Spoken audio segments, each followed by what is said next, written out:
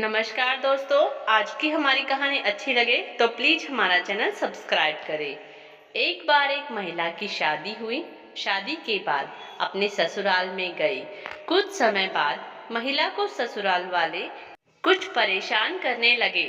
कुछ दहेज का मामला तो कुछ पति शराबी। सास भी परेशान करती थी, कभी खाने को लेकर कभी किसी चीज को लेकर। घर में हर वक्त क्लेश रहता था। महिला ने तंग आकर आत्महत्या का प्लान कर लिया। सोचा इस नरक जीवन से मुक्ति मरकर ही मिल सकती है, नहीं तो जीवन भर इन्हीं के साथ रहना होगा और इसी तरह नरक के जीवन गुजारना होगा। महिला ने प्लान तो कर ही रखा था, बस थोड़ा सा इस चीज का इंतजार था कि किसी दिन यह सब बाहर जाए और वह शांति पूर्वक मर तो सके। एक दिन पहले अगले दिन घर वाले सब किसी शादी समारोह में जाने वाले थे। शाम को महिला ने अपना सोच विचार कर सोचा, कल सुबह जब भी चले जाएंगे तो अपने कार्य को अंजाम दे सकेगी। रात हो गई सोचते सोचते, शरीर कांप रहा था। भय के मारे आंखों में आंसुओं की धारा। इसी तरह देर रात अचानक से जाने कब नींद आ गई। वैसे तो नींद आ नहीं रही थी, फिर भी देर तक ना सोने के कारण कुछ झपकी लग ही गई। महिला को एक सपना आया जो कुछ इस तरह से था। सपने में भगवान का दर्शन हुआ कि भगवान पूछने लगे, तुम्हें अपने जीवन में ऐसी क्या परेशानी है जो तुम्हें आत्महत्या करने के लिए मजबूर होना पड़ा। महिला कहने लगी, प्रभु, मैं अपने सास ससुर अपने पति के अत्याचारों से तंग आ गई हूँ और अब मैं जीवन समाप्त करना चाहती हूँ। भगवान ने पूछा, इससे क्या होगा। महिला ने कहा, वह मुझे दुखों से मुक्ति मिल जाएगी और मैं आपके पास आ जाऊंगी, फिर मुझे कोई ना परेशान करेगा। भगवान हंसने लगे। सोचा क्यों ना इसे मृत्यु का आभास करा ही दिया जाए। उन्होंने कहा, तुम आत्महत्या करो, चलो अभी करो। महिला ने तुरंत एक फांसी का फंदा बनाया और अपने गले में डाल लिया और लटक गई। कुछ ही देर में प्राण भी निकल गए। देखा कि शरीर अलग हो गया, वह आत्मा अलग हो गई। आश्चर्य हुआ, जिस शरीर को कष्ट मिल रहे थे वह अलग हो गया, लेकिन चेतना जिसने कष्ट सहा वह अभी भी बनी हुई है। देखा कि चारों तरफ घनघोर अंधेरा। अब कहाँ जाए, किसके पास जाए, किससे मिले। ना भगवान नजर आ रहे हैं, अपने सगे संबंधी भी बात नहीं कर रहे हैं, ना अपनी माँ बात कर रही है, ना भाई बात करता है। सारे संसार के लोग अब मुझसे अलग से दिखाई दे रहे हैं।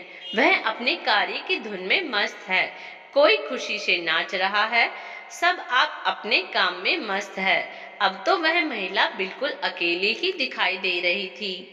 भूख प्यास से व्याकुल, ना कोई खाना देता है, ना कोई खाने के लिए पूछता है, ना कोई लड़ रहा है, ना कोई मार रहा है।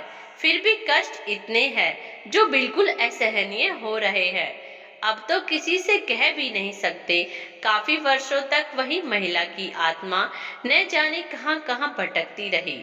फिर एक दिन यम के दूत आए और उस औरत को उठाकर ले गए जो आत्मा के रूप में थी। उसको कड़े से कड़ा दंड मिला, क्योंकि उसने खुद को मिटाने का पाप क्यों किया। उसे यमराज की आज्ञा से पशु जीवन मिला। पशु जीवन में वह भटकते भटकते लाखों पशुओं के बीच में रहकर इस तरह करोड़ों वर्षों तक उसको फिर एक दिन भगवान ने मनुष्य रूप का आभास कराया और उसको कहा कि आपको अपने कर्म फल का जो हिसाब था पूरा हो गया। अब तुम फिर से एक स्त्री के रूप में पृथ्वी पर जाओ और वहां जाकर जीवन व्यतीत करो। उस आत्मा ने कहा, नहीं प्रभु, वह नहीं, अब तो मुझे अपने पास ही रखने दो।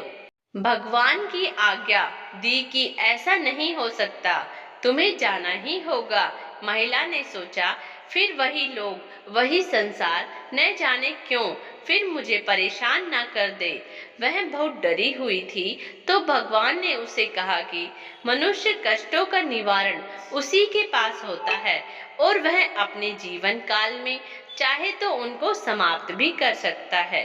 लेकिन मनुष्य अपने जीवन से हार मानकर अपने आप को मिटाने का जो पाप करते हैं, उनकी सजा यही होती है। महिला ने प्रभु से याचना करी, हे प्रभु, मेरी रक्षा करो। अब इस जीवन में मुझे कोई कष्ट ना मिले, उसका कोई निवारण बता दो। भगवान ने कहा, जो भी मेरे मार्ग का अनुसरण करेगा वह कभी ना दुखी होगा न परेशान होगा। मनुष्य का कर्तव्य है धर्म के मार्ग का अनुसरण करे, क्षमाशील हो, सहनशील हो, दया भाव का होना और अपनी वाणी को अपने कंट्रोल में रखना। ऐसा कोई कार्य न करे जिससे दूसरे को दुख पहुंचे। इंद्रियों पर संयम बनाए रखना, कर्तव्य का पालन करना। इन गुणों से कमजोर व्यक्ति भी बलवान पुरुष को पराजित कर सकता है। महिला को ज्ञान हुआ तो अचानक आंख खुल गई। देखा सब कुछ वैसा का वैसा ही है। जो कुछ उसने देखा ने अनुभव किया वह तो एक सपना था। फिर भी उसे जो ज्ञान उससे मिला उसने वही किया। उसने अपने पति और सास की सेवा करनी शुरू कर दी। पति जब भी काम से आता शराब पीकर आता, लेकिन महिला ने अपने पति से कभी यह ना कहा तुम शराब क्यों पीते हो, ना उसका कोई विरोध किया। बस जैसा पति ने कहा पत्नी ने वैसा किया। इतना प्रेम दिया जैसा पति कहता ऐसा ही करती। घर के सारे कार्य को संभाल लिया। धीरे धीरे पत्नी के हाथ का खाना खाने से पति में भी वही गुण आने लगे। परिवार के सब सदस्यों के साथ उसका अच्छा व्यवहार देखकर सभी धीरे धीरे प्रसन्न रहने लगे और सबका माइंड चेंज हो गया। अब वह परिवार बिल्कुल खुश था। आत्महत्या से जीवन से मुक्ति मिलती है, दुखों से नहीं।